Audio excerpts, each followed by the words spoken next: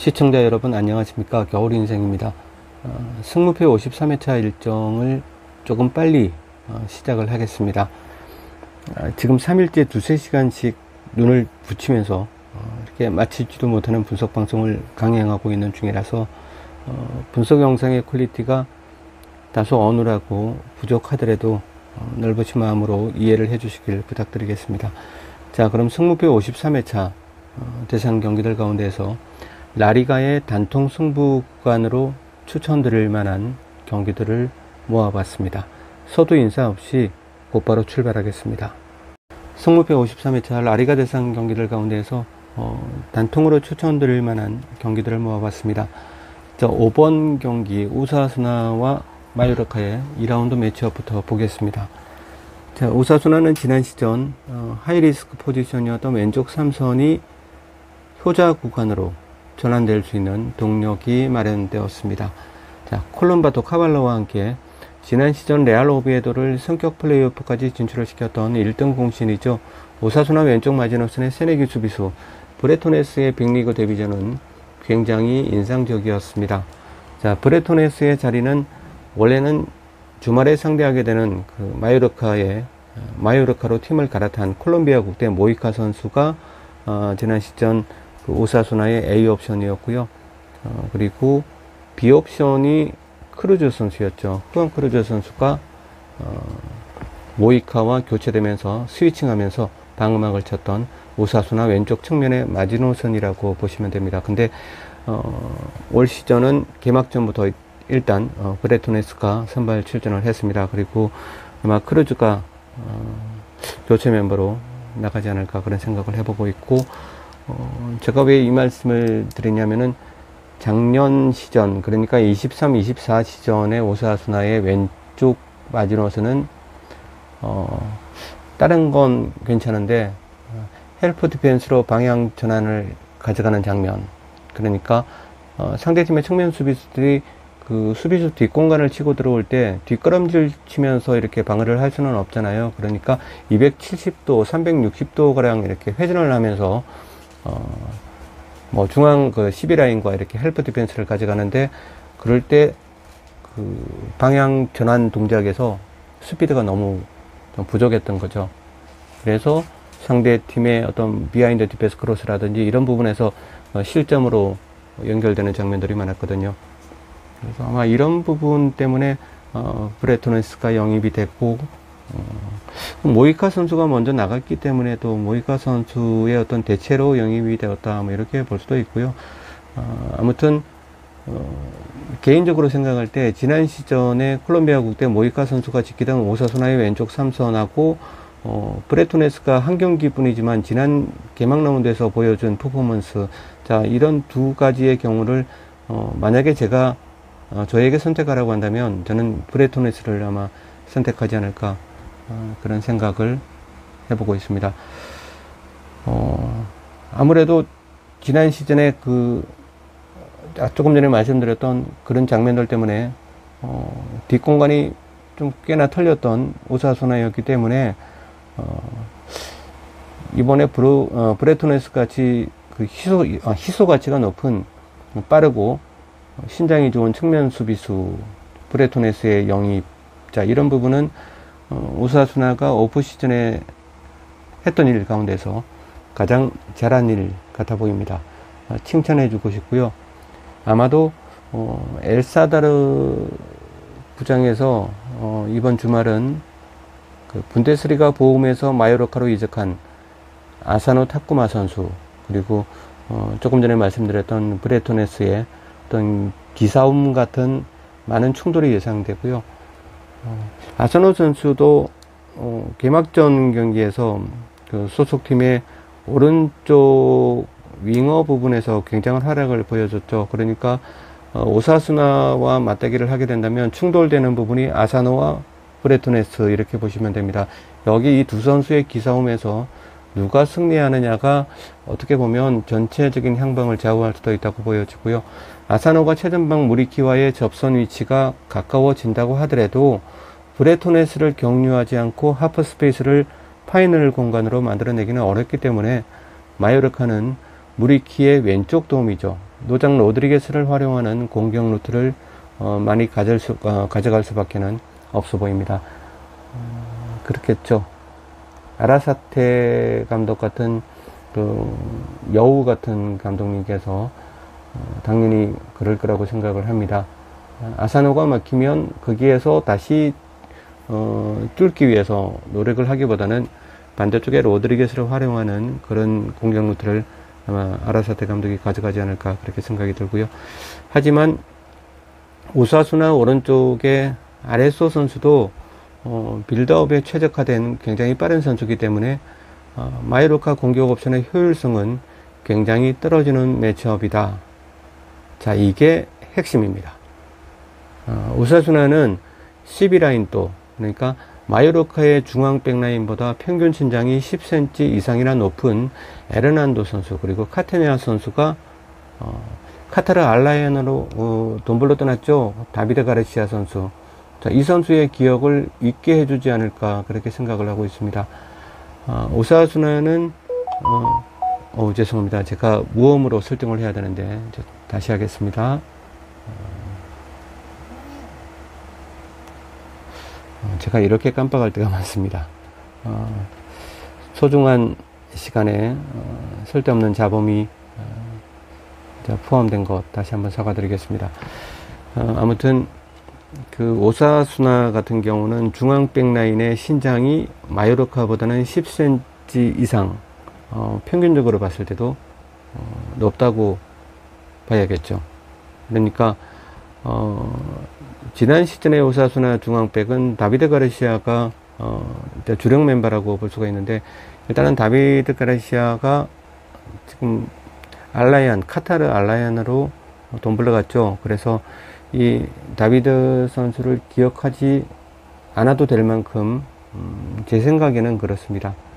에르난도 선수, 카테냐 선수가 충분히 오사수나의 12라인을 장악해 줄 거라고 믿고 있습니다. 카테냐 선수 같은 경우는 무리키 선수하고 똑같은 194cm라는 신장이면서도 서전트 점프의 높이가 무리키보다 뒤지지 않기 때문에 세트피스 상황에서 무리키의 공중 타점이 잘 먹히지 않는 장면을 우리가 쿠팡 플레이 화면 속으로 이렇게 보게 된다면 그 상대팀이 오사수나라고 생각하셔도 될 것 같습니다.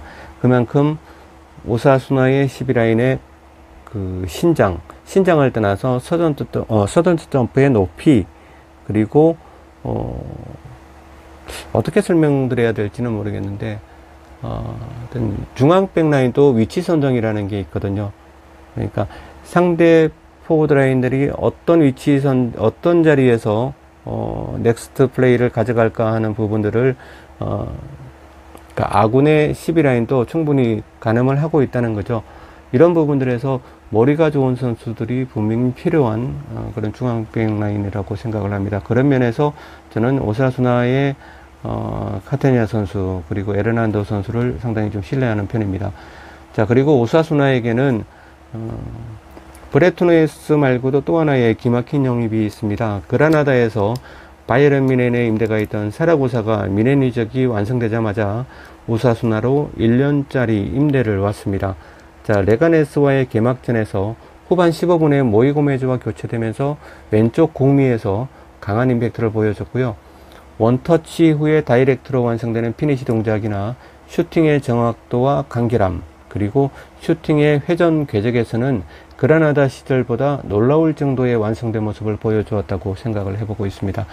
사라고사가 올 시즌 오사수나 왼쪽에서 투입될 때는 안테 부디미러의 헤드나 아니면 전진하면서 잘라먹는 피니시를 위해서 아군의 포워드 라인에 어떤 그 움직이면서 전진하면서 잘라먹는 피니시를 위해서 인스윙 얼리 크로스에 많은 관여를 할 것으로 보여지고요. 경기를 보면 그런 생각이 들어요. 사라고사 선수는 정말 인스윙 얼리 크로스에 최적화된 선수다. 만약에 사라고사 선수가 오른쪽으로 가게 되면 아웃스윙 얼리 크로스로 올려보내겠죠. 근데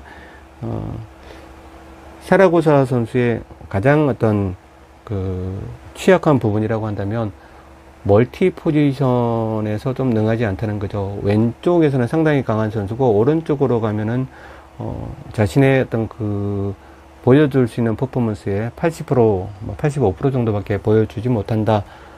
이런 부분이 개인적인 생각입니다. 그래서 분명히 사라고사는 오사수나의 왼쪽 미들라인 그리고 최전방 그 때에 따라서는 3선까지 넘나들면서 어떤 멀티 포지셔너의 기능을 다할 것으로 보여지고요. 무엇보다 다음에 이런 장면이 나오면 제가 한번 말씀을 드릴 건데 인스윙 얼리 크로스의 사라고사의 능력 이런 부분들을 한번 봤으면 정말 좋겠습니다. 그리고 골대를 맞히던 장면 그리고 수비수의 몸을 정말 바보로 만들었던 간결한 슈팅 동작 등을 보면서 사라고사의 이런 움직임은 루카스 토로나 부디미러는 올 시즌 상대팀의 압박에서 훨씬 자유로울 수 있겠구나라는 생각이 들었고요. 사라고사가 가져갈 수 있는 그런 행동 반경이나 그리고 공격적인 움직임 등은 기존의 루카스 토로 선수나 부디미르가 상대 그 2, 3선에 집중적인 견제를 받았잖아요. 그런 부분들을 좀 해소해 줄 수 있지 않나 이런 생각이 들고 또 오로즈 선수 그리고 루벤 가르시아가 상대팀 뒷공간에서 열어주는 컷백 플레이도 사라고사가 상대 2, 3선들을 최소 2명씩은 달고 다녀줄 수 있으니까 아마 루벤 가르시아나 오로즈의 팀 득점의 기여도 상당히 높아질 수밖에 없겠다라는 그런 생각에 이르게 되었습니다. 아무튼 파이널스 때의 왼쪽 하프 스페이스를 선점하고 지배하고자 하는 사라고사의 한 발 앞선 적극성 그리고 호전적인 결과 자 이런 부분은 오사수나의 24-25 시즌의 새로운 선장이죠. 빈센테 모레노 감독의 히든카드로 손색이 없어 보입니다. 자 그리고 마요르카가 개막 라운드에서 레알 마드리드를 상대로 무승부라는 당연한 결과를 가지고 온 것에 대해서 우리가 너무 도취해 있다는 생각이 들고요. 지지난 시즌 홈에서 레알 마드리드를 상대로 마요르카의 승리를 예상해 드릴 때도 그 다음 라운드 세비야 원정에서는 속절없이 패했고요. 지난 시즌에 홈에서도 레알 마드리드와 무승부를 챙겼을 때도 다음 라운드 원정에서 역시 세비야에게 개작살났던 마요르카입니다. 이것도 데이터로 부족하시다고 생각이 되시면 3년 전까지 연어처럼 거슬러 올라가도 레알 마드리드와의 홈 경기에서 기대 이상의 에너지를 소비하고 난 다음에 마요르카는 원정 경기에서 그냥 원정 동네 커피 자판기였던 마요르카라고 기억을 하고 있습니다. 물론 이러했던 어떤 루틴이나 습관이 똑같이 나타나지 않을 수는 있겠죠. 하지만 저는 기존적으로 이때까지 지켜봐왔던 마요르카를 말씀드리는 거고요. 일단 정리를 해보겠습니다. 자 그러면 에스타디오 엘사다르에서 마요르카와의 역대 전적은 4승 5무 1패 자 10번 싸웠고요. 그리고 4승 5무 1패 전통적으로 이 전적을 패스하더라도 바스크 민족의 땅으로 와서는 신통찮았던 게 마요르카의 루틴이라고 생각을 합니다. 물론 섬으로 돌아가서 분풀이를 하겠지만 말입니다.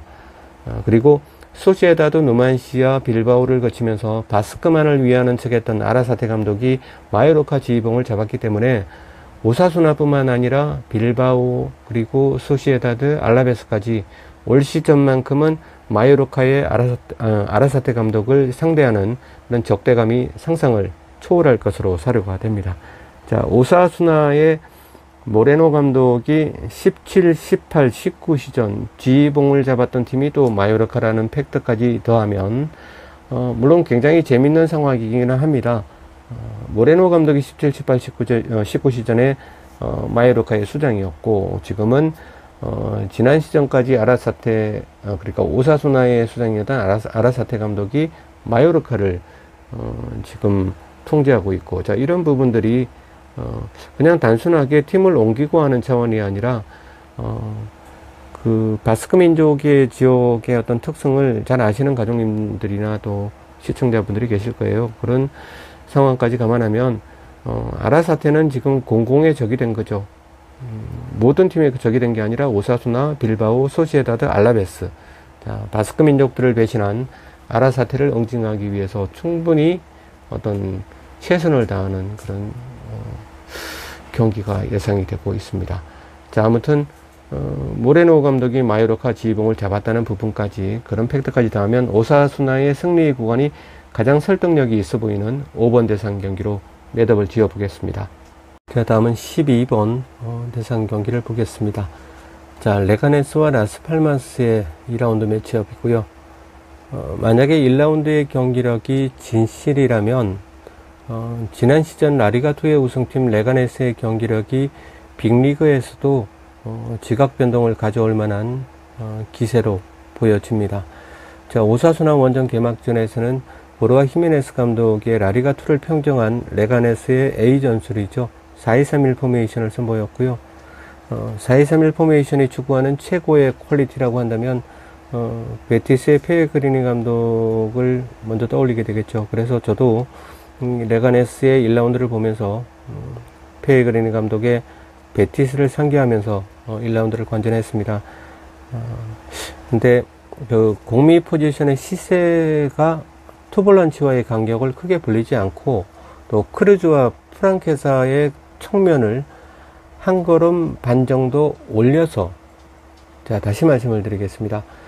시세 선수가 레가네스의 섀도우 스트라이크, 세컨 스트라이크죠. 그러니까 공미 포지션이라고 보면 되는데, 4-2-3-1 포메이션에서 공미 포지션은 원 스트라이크 바로 밑에 위치하게 되겠죠. 근데 시세 선수가 더블 볼란치와 간격을 크게 벌리지 않고, 그리고 측면 미들라인의 크루즈와 프랑케사의 그 위치가 한 걸음 반 정도 올라갔다고 보시면 됩니다. 그래서 좀 이게 4-3-3인가 4-2-3-1인가 한참을 좀 들여다봤거든요. 그래서 상황에 따라서 좌우 미들 포지션과 윙어로서의 역할을 동시에 요구하는 걸 보면서 39의 젊은 그 히메네즈 감독이 4-3-3 같은 전투적인 4-2-3-1을 보여주고 싶어 하는구나, 이런 생각을 해보면서 놀라움을 정말 금치 못했습니다. 결국은 4-2-3-1에서 헌치하는 침투 방식이죠. 파이널스 때 빈 공간으로 노룩 패스 같은 로빙 패스를 집어넣고 한 걸음 반 앞서서 포진하던 후안 크루즈하고, 또 갑자기 생각이 안 나네요. 프랑케사 선수.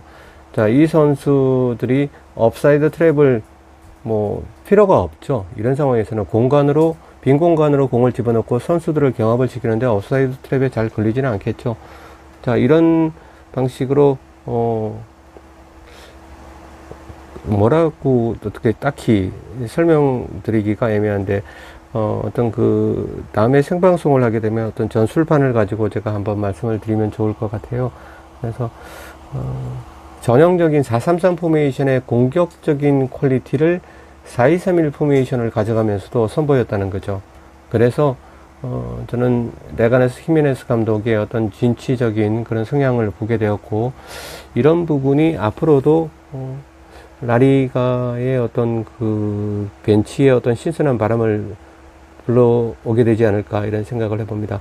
이미 그런 부분들이 그 프리미어 리그로 넘어가서 에메리 감독을 탄생하게 했고, 또 이라올라 감독을 탄생하게 했기 때문에, 어떻게 보면 지금의 에스턴 빌라 그리고 보머스 같은 경우는 스페니시 감독의 어떤 그런 진보적인 전술 성향이 없었다면 불가능했다, 이렇게 보여지고 있습니다. 아무튼 제가 히메네스 감독을 말씀을 드리는 건 A 전술 4-2-3-1을 쓰면서도 4-3-3 포메이션의 공격적인 성향을 같이 가져갔다.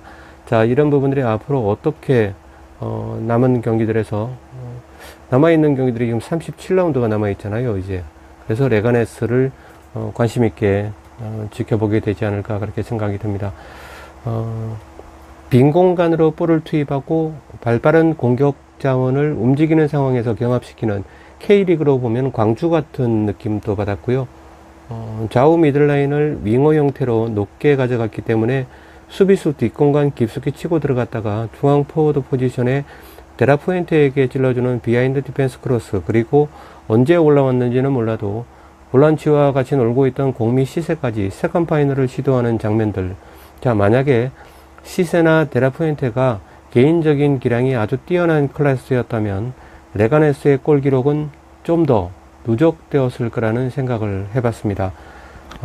이날 다소 아쉬웠던 오른쪽 마지노선에 베식타스에서 FA로 데려온 로이즈 선수, 그리고 아레체 에렌바리 선수의 엇박자 플레이는 오른쪽 그 2, 3선 부분이죠. 네, 그 부분에서 일어났던 엇박자 플레이는 오늘 그 비아레알의 알티미라를 영입을 했거든요. 그렇기 때문에 좀 리스크는 뭐 라운드를 거듭할수록 최소화되리라 보여집니다. 자책골을 기록했던 FA 영입자원이었던 그 소리아노 키퍼의 포지션도 세비야의 드미트로비치까지 보강을 해놓은 뭐 레가네스기 때문에 크게 문제가 되어 보이지는 않고요. 또 뭔가 아쉬웠던 그 데라푸엔테 그리고 시세의 중앙 1, 2선도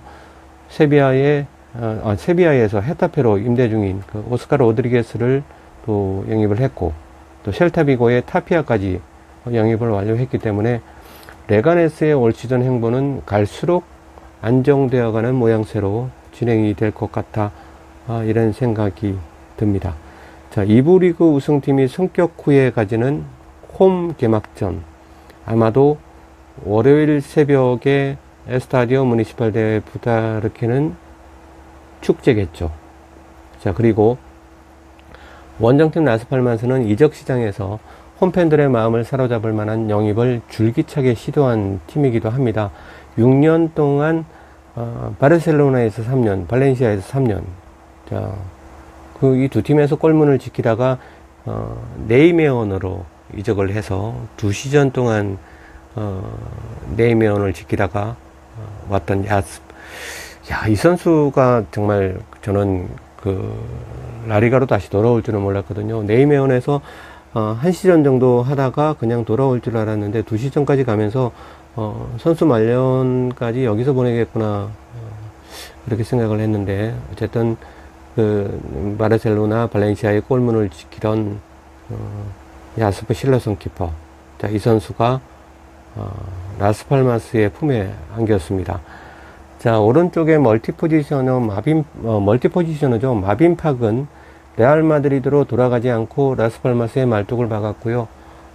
노팅엄 소속의 맥퀴냐 선수, 그리고 레반테의 알렉스 무노즈, 그리고 레알 오비도의 BT를 이적해 오면서 백라인을 보강을 했죠. 또 헤타페의 제이미 마타, 그리고 알바세테의 푸스트까지 공격형 미들라인의 계보를 충족시켜 줬습니다. 자, 그리고 세필드의 맥보니의 이적 영입하고 세비야의 야누자이의 임대 영입까지, 뭐 이런 부분이 가져다줄 포워드 라인의 풍성함까지, 라스팔마스 같은 경우는 모든 포지션을 아우르는 영입 잔치를 벌였던 오프 시즌이었다고 보시면 되겠죠. 자, 심지어 라스팔마스는 레알 오비에도의 루이스 카리온 감독까지 뺏어왔으니까 라스팔마스는 영입 자원들 그리고 감독 뭐 이렇게 뭐 따로 한 팀을 만들어도 될 만큼 세판짜기에 적극적인 대시를 했다고 보여집니다. 자, 이러한 효과는 세비야와 치렀던 그 개막전에서 어떻게 나타났을까요? 한번 보겠습니다. 경기를 보면 정말 재밌는 게 실러슨과 알렉스 무노즈의 마지노스는 즉각 효과를 보여줬다고 생각을 해보고 있습니다. 골키퍼가 선방을 해서 골 같은 실점 같은 골을 막아낸 것도 굉장히 많고요.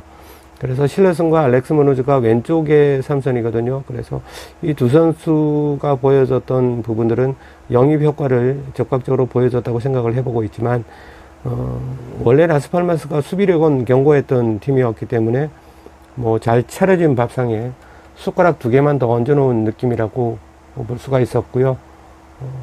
반면에 그 맥버니 선수하고 제이미 마타의 공격 조합 죄송합니다.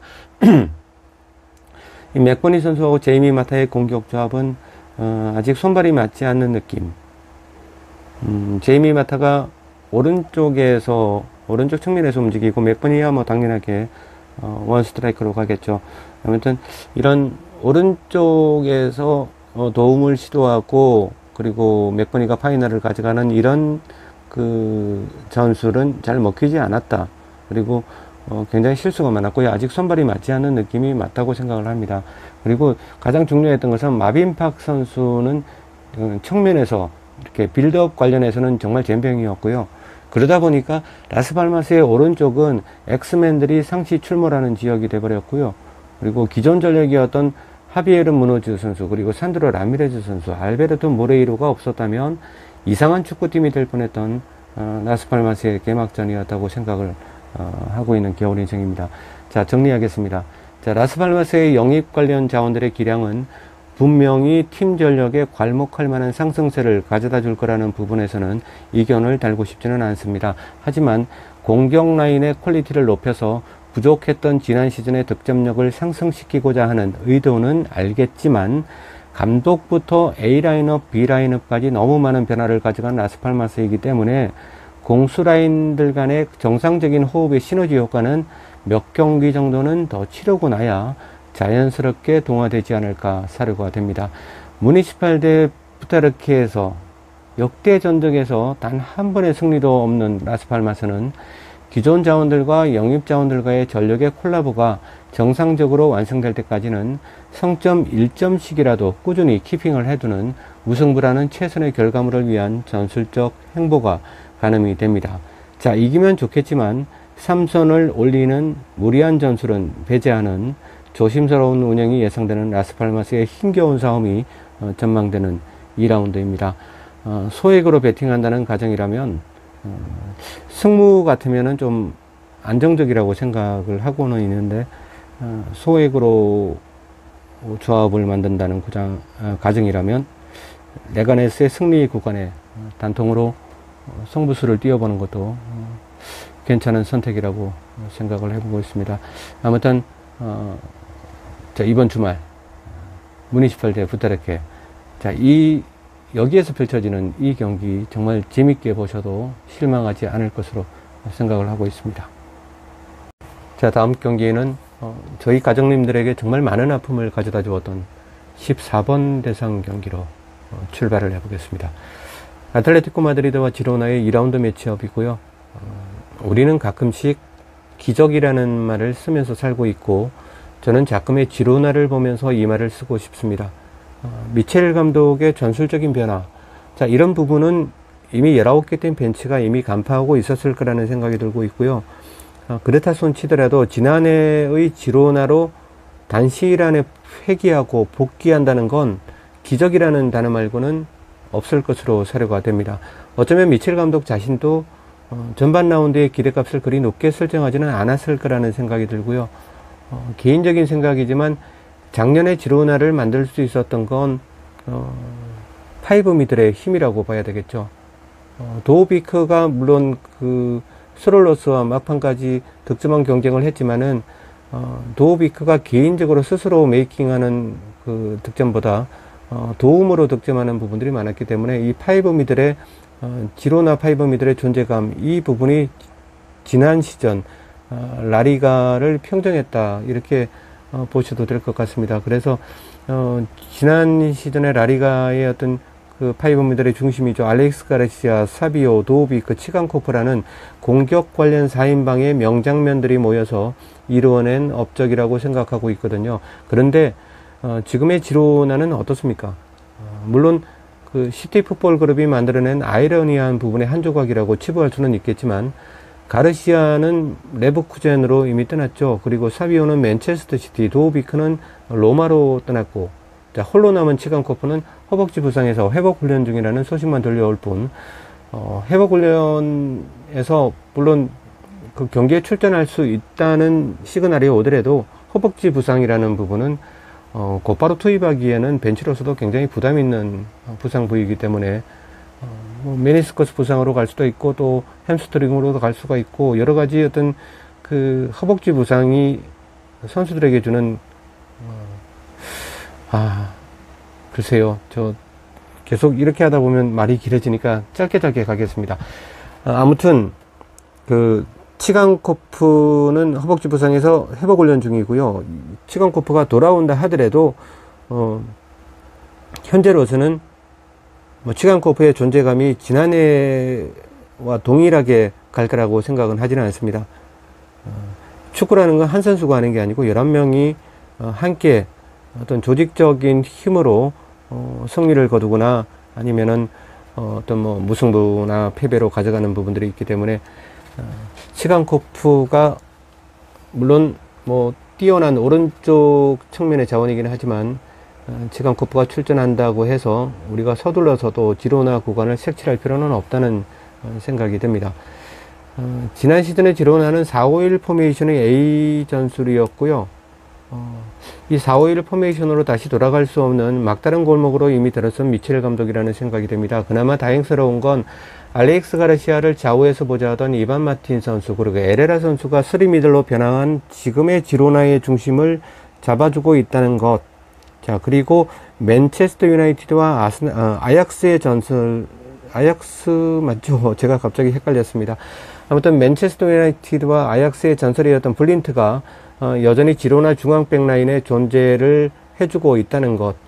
자, 그리고 최전방의 포르투 선수 그리고 아벨 루이즈가 감당하지 못하고 있는 무게감을 짊어져주고 있는 브리안 힐의 활동량 부분.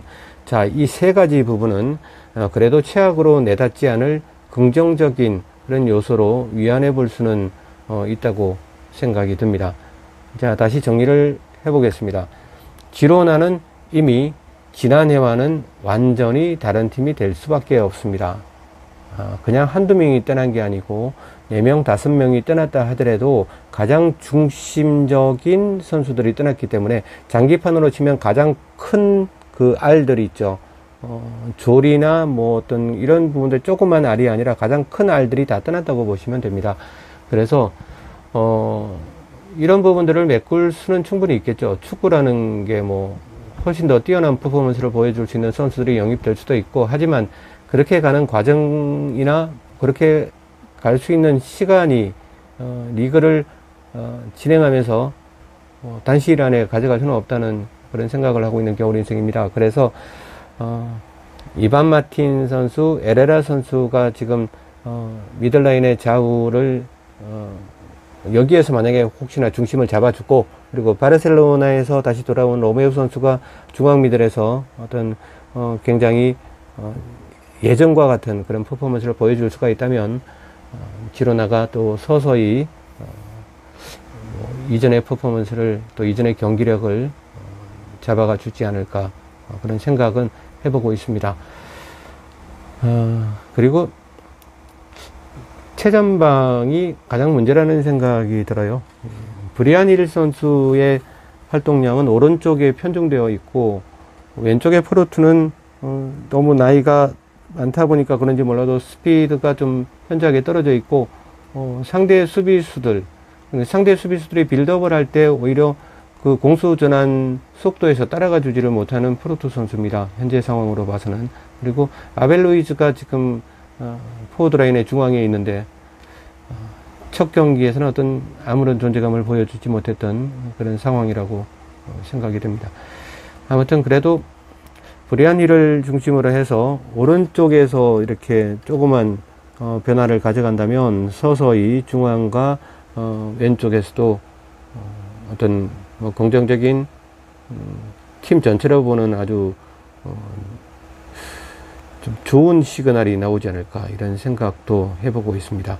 이런 부분들이 그나마 지로나를 가장 밑바닥으로 내닫지 않게 해주는 그런 긍정적인 요소라고 생각을 해보고 있습니다.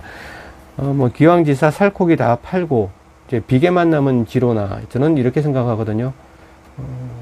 그러니까 그 맛있는 살코기 부분은 전부 다 팔았고요. 이제 남아있는 부분은 비계만 남았어요. 지로나는. 그래서 지로나가 새로운 축구로 비전을 제시할 수 있는 길은 바르셀로나로 팔려갔다가 임대로 돌아온 로메오 선수가 중앙 미들에서 흔들리지 않고 게임 메이커 역할을 해주면서 레버쿠젠의 알렉스 가르시아가 빙이 되어줘야 가능해질 수 있는 해법이라는 생각을 해보고 있습니다. 로메오 선수가 중앙 미들에서 지난 시즌에 알렉스 가르시아가 했던 부분들의 한 70-80% 정도만 만약에 플레이를 해준다면 지로나가 살아날 수 있는 방법이 있다고 생각을 합니다. 그러니까 알렉스 가르시아가 꼭 빙의가 되지 않더라도 로메오 선수의 어떤 개인적인 역량으로 보면 충분하다고 생각이 들거든요. 근데 지금 달라진 11에서 한 선수가 또 어떤 그 맡은 바 어떤 그 동선을 그리고 책임을 확실하게 마스터하기 위해서는 시간이 필요하겠죠. 근데 그 오프 시즌 동안 저는 미첼 감독이 뭘 했는지는 모르겠습니다. 근데 이 개막전을 보면 지로나는 지금 K리그의 어떤 전북을 보는 것 같은 그런 느낌이 들고요. 그래야 아마 지금 유저님들께서 가장 쉽게 이해하실 거라고 생각이 됩니다. 만약에 로메오 선수가 그 제기능을 하지 못하고 살아나지 못하고 또 이반 마틴과 그 에레라 선수가 그 미들라인의 좌우측에서 어떤 정상적인 그 전술의 이행 능력을 보여주지 못한다면 지로나는 지금 뭐 빌드업을 해봤자, 그리고 빌드업을 시도하면 할수록 늪속으로 깊숙이 빠져들어가는 그런 지로나가 되어갈 뿐이라는 생각이 듭니다. 아무튼 모르죠. 또 주말 경기에서 갑자기 또 지로나가 미친 듯한 그런 또 경기력을 보여줄 수는 있겠지만, 그런 부분들까지 분석을 하는 사람 입장에서 생각해 볼 수는 없다는 뭐 그런 생각이 듭니다. 그래서 우리가 그 정해져 있는 축구 경기에 분석을 하면서 어떤 가져가 볼 수 있는 지표, 그리고 데이터, 그리고 이전 경기들, 그리고 상대 경기들, 한 경기에 투자하는 시간이 적게는 뭐 3시간, 4시간에서 많게는 10시간 정도 되거든요. 그래서 어떤 이 짧은 이런 지금 유저님들께 말씀드리는 이 짧은 시간들이 할애가 되고 있지만, 이게 모두 100% 맞다는 이야기는 아니라는 겁니다. 그래서 개인적인, 그리고 어떤 저의 주관적인 입장에서 판단해 본 그 이야기일 뿐이라는 말씀을 드리고 싶고요. 지로나가 또 저의 생각과 또 다르게 아주 정말 뛰어난 또 경기를 펼칠 수도 뭐 있다고 봅니다. 그래서 제가 워낙 이렇게 방송 내용을 듣지 않으시고 그 픽을 해놓은 그 사진 부분만 보고 설레니 맞았니 이렇게 말씀을 하시는 분들이 굉장히 많으셔서 지금 이런 말씀을 드리는 겁니다. 그래서 아예 픽 부분을 올리지 말고 방송을 할까 이런 생각도 했거든요. 근데 어떤 아주 조그만 무리들을 위해서 아주 큰 어떤 군중을 외면할 수는 없잖아요. 그래서 가장 유저님들께서 이해하기 쉬운 방법으로 일단 픽을 올려드리고 그 픽에 대한 세부적인 내용들을 지금 말씀드리고 있는 겁니다. 조금 지루한 시간이 되었을 수도 있다고 생각이 들지만, 또 이런 부분들을 듣기 위해서 기다리고 계시는 가족님들이 계시니까 저는 뭐 꿋꿋하게 계속 이 취지를 그대로 이어나가도록 하겠습니다. 아무튼 지로나의 현재는 개인적인 생각으로서는 단시일 내에 살아나기는 힘들다, 이렇게 보여집니다. 자, 반면에 아틀레티코 마드리드는 맨시티의 알바레즈와 비아레알의 소르로스, 그리고 어제 이적이 확정됐죠. 첼시의 갤러거가 홈팬들에게 첫 인사를 하는 날입니다. 비아레알 원정에서의 1라운드 무승부는 분명 만족할 만한 성과는 아니었지만, 지난 시즌보다 빨라진 측면에서 침투하는 원투 패스에 이은 순식간에 하프 스페이스를 점령하는 퍼포먼스. 자, 이 하이텐션의 찰나를 여유 있게 반대편의 피니셔에게 배달하는 장면들은 상대 키퍼와 삼선들이 방심하는 순간에는 아틀레티코의 파이널은 언제나 가능하다는 그런 무력 시위를 한 것만으로도 충분히 위안을 삼아도 될 것으로 사료가 됩니다. 스룰로스 선수가 지난 경기보다는 더욱더 뛰어난 아마 제 생각에는 그렇습니다. 스룰로스가 비아레알보다는 1라운드 경기를 봤을 때는 짧은 시간 출전을 했지만, 아틀레티코 마드리드에서 더욱더 아마 뛰어난 활약을 보여줄 거라는 생각이 들고요.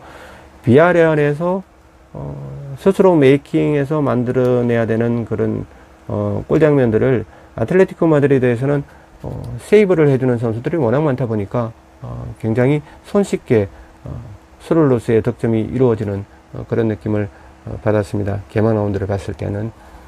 아무튼 정리를 해보겠습니다. 자, 올 시즌의 라리가는 지로나처럼 전술적으로 완성도가 떨어지는 팀들이 가장 조심해야 될 상대는 아틀레티코 마드리드, 그리고 레알 베티스, 그리고 바르셀로나. 자, 이 세 팀으로 가늠을 해보고 있습니다. 아틀레티코 마드리드의 단통 승리 구간이 베트님들의 투자 금액을 아껴주리라 전망을 해보겠습니다. 이상으로 승무표 53회차 라리가 대상으로 편성된 경기들 가운데서 단통으로 추천드릴 만한 매치업들을 몇 경기 소개를 해봤습니다. 물론 더 있지만 또 2부 시간, 3부 시간, 4부 시간도 있으니까 오늘은 이 정도로 고치는 게 나을 것 같아요. 지금 영상 시간이 45분 정도가 추정이 되거든요.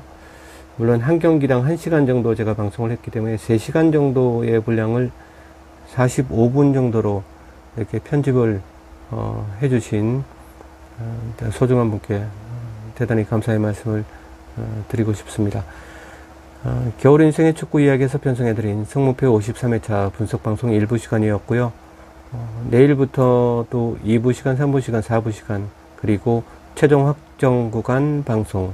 자, 이렇게, 지금 나가는 방송 말고도 4번이나 또 남아 있습니다. 그래서, 오늘 새벽도 아마 잠 못 이루지 않을까. 처음에 방송 시작할 때는 정말 죽을 것 같은 그런 힘겨움이, 참 엄습해서 굉장히 힘들었는데, 또 방송을 하고 라리가 이야기를 하다 보니까, 언제 그랬냐는 듯이 이렇게 또 팔딱팔딱 뛰고 있는 겨울 인생입니다. 아무튼 내일 2부 시간에도 다시 찾아뵙도록 하겠습니다. 프리미어 리그 경기들을